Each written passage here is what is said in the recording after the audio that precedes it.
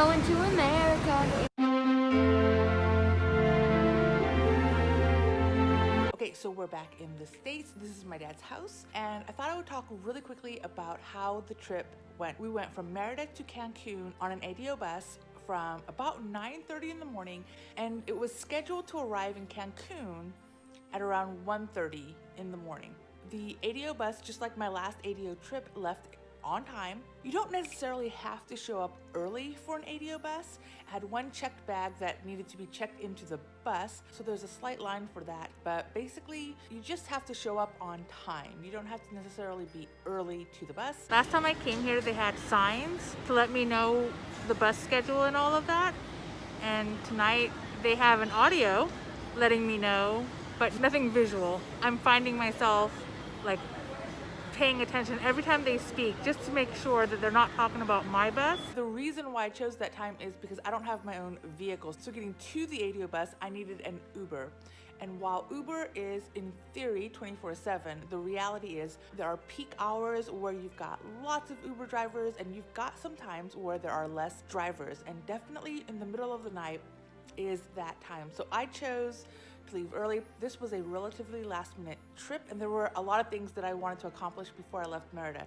So in a perfect world, this would not have been a last minute trip, and I probably would have left Merida a day or so earlier so that I could spend a day in Cancun, already be in the area, and then it would have been even more relaxing. But because, again, I had about a week from deciding we were leaving to actually leaving, and so I just had a lot of things I wanted to do, and yeah, leaving a day early would have just changed my stress level. So I avoided having to worry about, an Airbnb in Cancun or where we're gonna stay or how I'm gonna get from the Airbnb to the airport, because Cancun, unlike Merida, they don't have Ubers, they have taxis, and it's a much more touristy area. So I was just concerned about the cost difference of a taxi versus an Uber. So yes, before we got on the ADO bus, they gave us hand sanitizer, and then on the bus itself, they have these very small plexiglass dividers between the chairs, and masks are required during the entire ride. Now, let's keep this real. There are people who wear the mask properly and people who don't wear the mask properly. So if that's something that is a huge concern for you, just know I would say we had maybe a 90% compliance rate, right? 90% that wore the mask completely, and probably a 10% with just their mouth covered, right? If that makes you uncomfortable, maybe that's something you need to know. We mostly slept on the bus. They had a movie playing, of course, in Spanish. It was an American movie. It was The Gemini Man with Will Smith with English subtitles. So that was playing for the first 2 hours. And then we had silence and darkness. So then we could just sleep through the rest of it. There is a bathroom on the ADO bus that neither one of us actually used, but if we had to, I'm glad it was there. They had one stop very close to Cancun, but other than that, it was a smooth ride. And before the bus actually took off, there was a lady that came on board asking if we wanted to purchase any snacks or beverages. Alex purchased what he wanted, but of course he didn't eat it. And then we head off. We got a sandwich.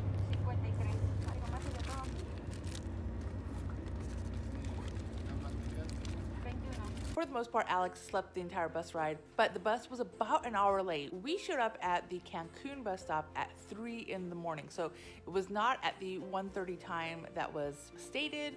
It was later. Now, I will say that as we got close to Cancun, especially as we got close to that first stop that we made, there was a lot of traffic where we were not moving very quickly at all. And I think that was the time period that probably threw us off. But nevertheless, we got there at about 3 o'clock. Now, there was also another bus available from the Cancun bus stop all the way to the actual airport, but that one was going to happen at, I believe it was 6:40 in the morning, half-hour bus ride to the airport. And for the two of us would have cost, I believe it was 160 pesos or about $8. Now, just for me, the ADO bus terminal, and it's not that it looked bad or unsafe necessarily, it didn't look like a comfortable place to spend that many hours. And so I chose to take a taxi, which cost 400 pesos or $20 to take us immediately to the airport. When we arrived at the airport, something I didn't take into consideration, but it's definitely a viable fact. At 3 o'clock, 3:30, we can electronically check in. What I couldn't do is weigh my own bags. So at the end of the day, I had to wait outside of security until the Spirit personnel came over, and they didn't come over till about 8 in the morning. So from about 3:30 until 8 in the morning, Alex and I were extremely bored with really no comfortable place to sit. We did sit at the restaurant for a little bit. We had some breakfast, but for the most part, we just kind of stood around waiting for these people to open. One of the huge negatives of traveling in the middle of the night is that the airports themselves are not fully staffed. And Cancun is a large international airport, but at 3 in the morning, they're not necessarily prepared to check your luggage in. And they don't need to be, because 3 in the morning is way early for my flight. So traveling days can just be long days. Now, at the time, we were not quite a month past our 180-day visa limit. Okay, I think it was November 22nd that our visas expired. So here in December, we were getting close to that month past limit. Now, Mexico's rules and all of that sometimes changes pretty radically. So all I can say is I had to pay 575 pesos a person, 1,150 pesos total for myself and my son, as our penalty for extending past our 180-day visa. Pretty easy process. You cannot pay cash. I don't know why I was expecting to pay cash. I guess because Mexico is generally a cash society. So I brought cash, but they only accepted my card, which is fine. So they swiped the card, but it was a very easy process. And again, because I was there so early, even at 8 o'clock in the morning after I checked my luggage in, INS outside of security was not there yet. And so I was told, hey, just go through security. And on the other side, there's a location where you can go ahead and do all of that INS paperwork. So we got through security. At 8 o'clock in the morning, there was really no line whatsoever. We had to fill out a health screening.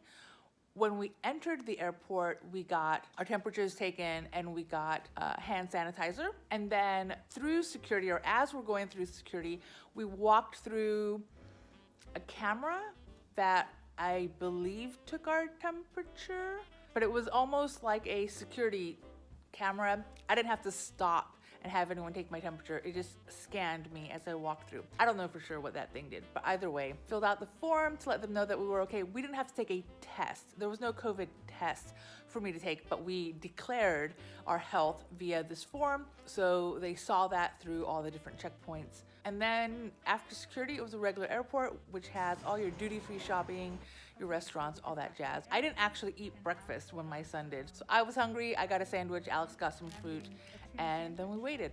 And just like any airport in the US, this cost almost 500 pesos, aka $25. And then earlier we did have a little breakfast that also cost much more than it would.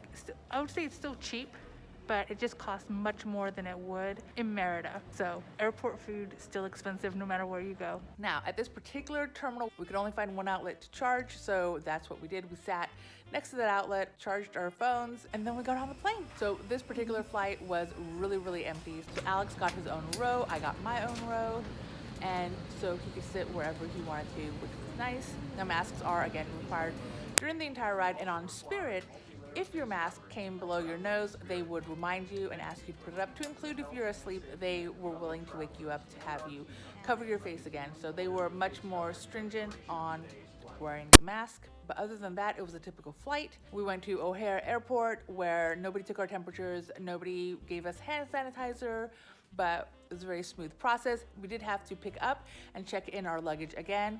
I believe that's normal, honestly, for most international flights. When you get to the country of origin, you generally still have to pick up your luggage and then turn it in again. But it was a very easy process at O'Hare. And O'Hare, like any major US airport, has lots of places to charge. So we enjoyed our McDonald's and then finished charging everything while we waited for the next flight. And then in Atlanta, once again, no temperature checks, no hand sanitizer, but a very smooth ride in. My sister was kind enough to bring us jackets that Alex definitely used. I still chose not to use it because it's not that cold in Atlanta right now, especially if we're just transiting, right? If you're gonna hang out outside, yeah, you're gonna want a jacket. But if you're going to just transit from the terminal to the car or the car to the house, I don't think you need a jacket. And so now we're here enjoying family time.